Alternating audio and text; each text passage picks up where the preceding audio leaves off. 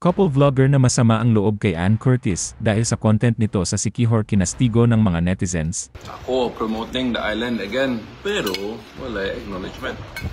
Wala sa pato talaga mga followers yun. Gana kayo, wala man lang. Thank you. Salamat. So, I represent Siquijor again. In bench. Pero bago ang lahat, kung ikaw ay bago sa aking channel, huwag kalimutan na mag-subscribe at i-click ang notification bell for more trending news. Inulan ng batikos ang couple vlogger na sina Sean Pelayo at Krisa Laiging o mas kilala bilang Habibi sa social media. Ito ay matapos nilang maglabas ng loob sa aktres na si Ann Curtis na nagpunta kamakailan sa Siquijor upang ipromote ang mga tourist destination nito.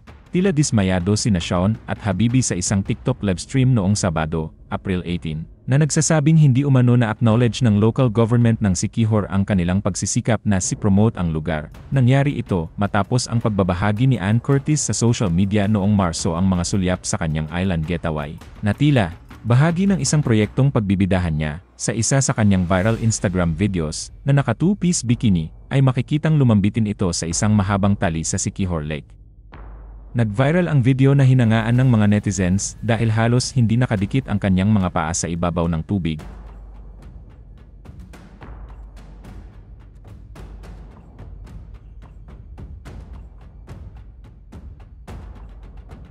Sa isa pang post sa ipinakita din ni Ann Curtis ang kanyang likuran sa kamera na may backdrop ang Siquijor Falls. Gumawa siya ng isa pang post sa pagkakataong ito na nag-post kasama ang mga higanteng puno ng Mola V sa Isla del Fuego. Ang mga post ni Curtis na ay umani ng halos milyong reaksyon sa iba't ibang platform. Sa kabaligtaran, sinabi ni Sean at Habibi na ang kanilang mga pagsisikap na si-promote ang Siquijor ay hindi nakakuha ng traksyon dahil sila ay nakatutok sa lokal na pamahalaan para sa hindi pagkilala o pagpapahayag ng pasasalamat sa kanila. Ako promoting the island again, pero wala acknowledgement. Ikaw nga naman, no? Siquijor ba? Ang uban foreigners, wala sa pato talaga mga followers yun. Nasusot na tayo sa nag-represent ang Siquijor. Lakhan. Gana kayo, wala man lang. Thank you. Salamat. Hindi dapat lang maka-appreciate ang ba? Ano nga na tok-tok na lang? Yeah. Hello. Even the bench. Come here because of Sion. I will be done. No, I was gonna say thank you for always promoting Siquijor. Ay, salamat. Dapat ba ka nang, ma-value nila si Sean, ma-appreciate nila si Sean na i-promote ang Siquijor. Kaya ka ng government na nang gani nga nga mag-say When this TV show, when it's out, yeah, imagine natong what is it called son? The Pinoy Strong? yeah. Pinoy Strong 100.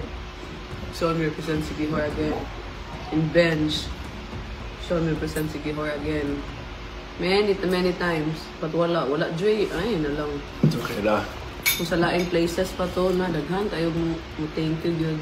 Ilang netizens ang kumol out sa mga content creator para sa kanilang pahayag, kabilang ang dating Commission on Elections Commissioner at EC Party List nominee na si Rowena Guanzon, na nagsabing wala siyang ideya kung sino ang mga vlogger na ito. Ipinunto naman ng iba na matagal nang kilala ang Siquijor para sa kaakit-akit nitong kagandahan at makapigil hiningang tanawin bago pa man ginalugad ng mga celebrity at content creator ang Isla Province.